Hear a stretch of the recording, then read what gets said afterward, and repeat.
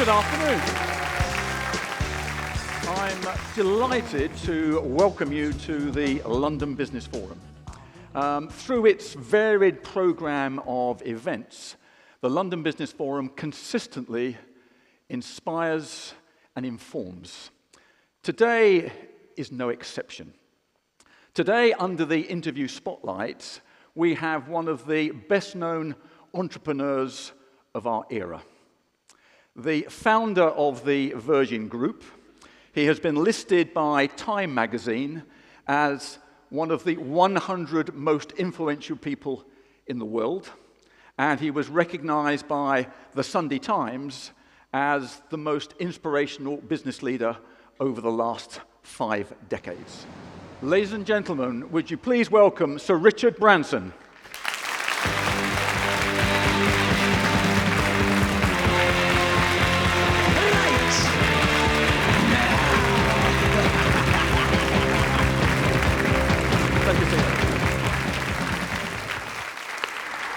Hi, everybody.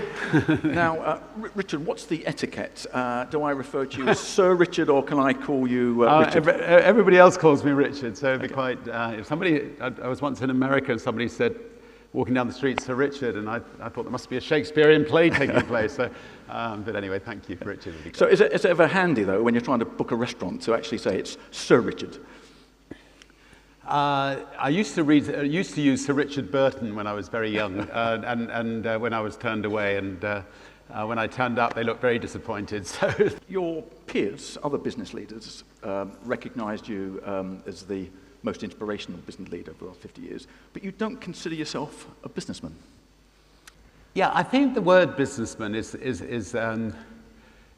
slightly misleading. When you think.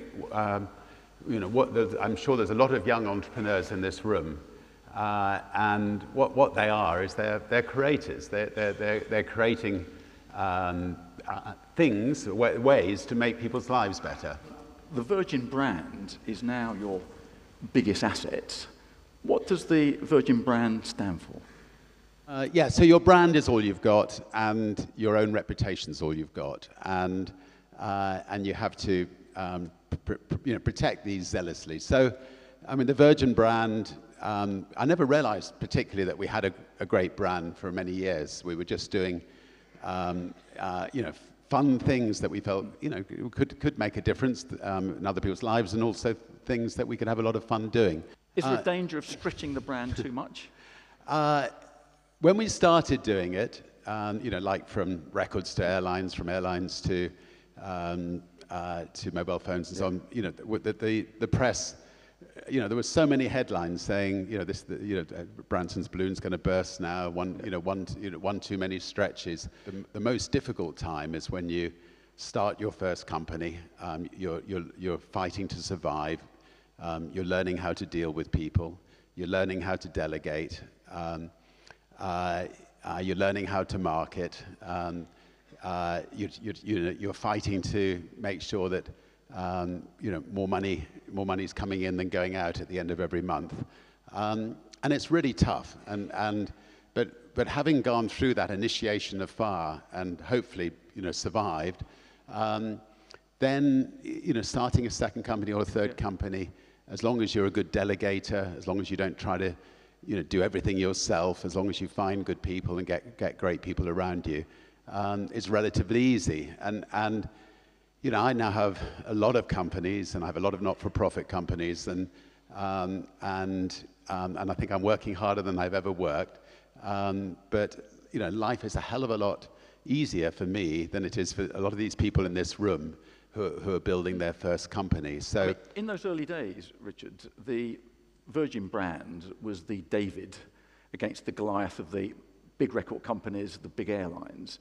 You're now a very established global brand. Can Virgin still act as the challenger when it's such an established brand now? I think the answer is yes, because in every new field we go into, although we've got a strong brand, we are the challenger brand in that field. British Airways once were sponsoring the London Wheel, and I had a telephone call at 5 in the morning saying that they had technical problems getting the wheel up, the one that's just over the Thames here. And we had an airship company, so scrambled the airship, and by 9 o'clock that morning it flew over the wheel, and right across the side of the airship it just had the words, BA can't get it up. And brands are often defined by stories. Are there particular stories that come to mind that, in a sense, sum up the essence of what the Virgin brand is all about?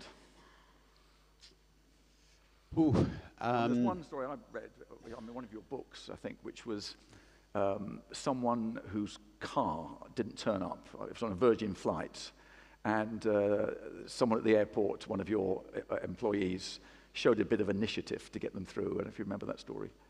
You better tell me. Well, what I thought was interesting was it was a Virgin upper class passenger whose car didn't turn up. In fact, the car did turn up, but it was at a different hotel entrance.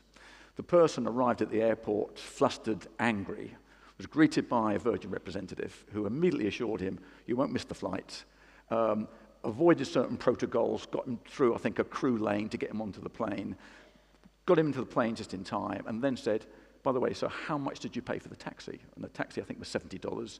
She took $70 out of her pocket and gave it to the passenger. Later on, she tried to get that money back from her supervisor, who then said, as she didn't have a receipt, she couldn't do so. I think then got escalated to her boss, and then the next time you were in, I think, JFK, you actually met the person yourself. Yeah, I mean, do you remember that now? Vaguely, but I mean, I think obviously, the mistake of the supervisor would have been you should have immediately given the money back, and you should definitely empower people just to make decisions like that, and even if you feel they've gone too far, I mean, it's just fantastic that somebody has that kind of initiative, and people should never feel frightened about doing something like that. I mean, looking to your influences, we're all shaped and influenced by significant people, significant events in our lives. Looking back, which person and which event has had the biggest influence on you in terms of your development as a leader and the success in business? Well, my mum, excuse us, but my mum had a lot of influence on me. She was, we lived in a little cottage in the country. She, made table mats to try to, make a little bit of extra money to, put food on the table. She would drive to London. She would go around Harrods and other places trying to sell her table mats. Your adventures are very much synonymous with the Virgin brand. At Yeah. one stage, did you feel that you'd got yourself onto a very, very dangerous treadmill that ultimately you might pay the ultimate price? Well, I think, the Virgin brand has a sexiness maybe that British Airways doesn't have, and part of that maybe is due to the fact that, we literally push the boat out or push the balloon out or climb mountains, and that's given it an edge that our bigger competitors haven't. I mean, I think I've been pulled out of the sea 6 times by helicopters, so I got a Guinness World Record for that. And that's why we ended up sponsoring the London Ambulance helicopter to say thank you very much. Now, talking of influences, I mean, how important was Tubular Bells to Virgin Records and then for everything that happened since? It's funny, I started writing down in a notebook yesterday some of the lucky breaks I've had in my life. And then I wrote some of the unlucky breaks, and I did 2 columns to see which I had the most of. But I think, luck definitely plays a part in life. I've definitely been born under a lucky star. So, Richard, your biggest adventure, is it also going to be your biggest challenge? Yeah, I mean, obviously it has been challenging already, but the wonderful team at Virgin Galactic sort of, picked themselves up, and by February of next year, we'll unveil our new spaceship, and we'll be back on track again. yeah, I find it tremendously exciting. I mean, there's only 500 people who've ever been to space.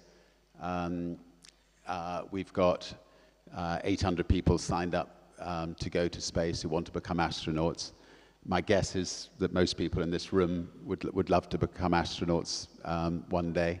You mentioned earlier that the brand is everything. It's about reputation and trust. At the Times, do you ever think that the reputational risk to the brand of failing is something that concerns you or preoccupies you?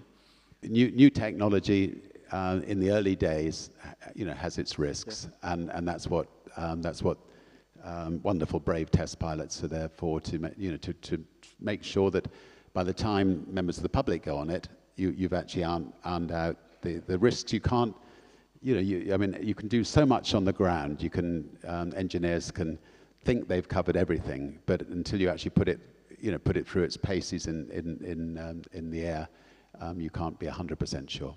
Now, Richard, just with the Virgin brand, Virgin Unite spans a huge area across social, environmental issues, war on drugs, sexual health, all kinds of things. Where at the moment, where's your activity really honed in? I approach our foundation a bit like I approach my business, and there are a lot of problems in this world, and I have difficulty saying no.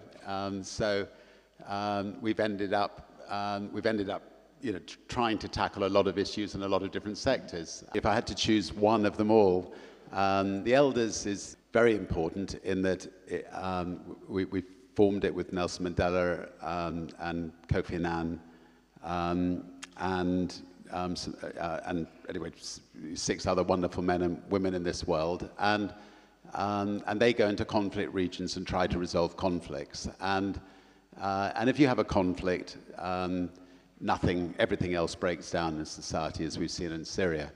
And the elders have had some great successes. I mean, Kenya was falling apart in what looked like a civil war. The elders went in, they got the president, they got the leader of the opposition together, they banged heads together, and a coalition government was formed, and it's been peaceful ever since. In other places, they've tried, and they haven't succeeded, obviously, most notably Syria.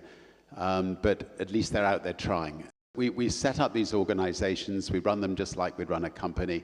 We find tremendous people to run them, a great team of people to work in those organizations. And then we let them get on with it, just as I was saying earlier about delegation. And I'll dive in and out occasionally, but these organizations are all standalone, independent organizations aimed at tackling specific problems. I'm afraid that the clock is about to beat us. One final question.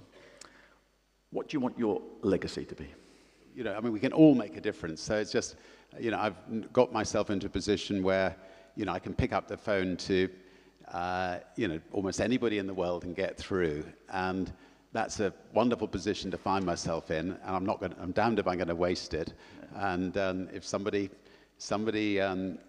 has some fragile ecosystem off their country, I'm going to pick up that phone and I'm going to keep bothering them until they turn it into a nature reserve, and so on. So it's a lovely position to be in, and it's been great talking to you all. Thank you. Well, ladies and gentlemen, would you please put your hands together to thank Richard for a fascinating insight into affairs. Come on, Richard. Pleasure meeting you.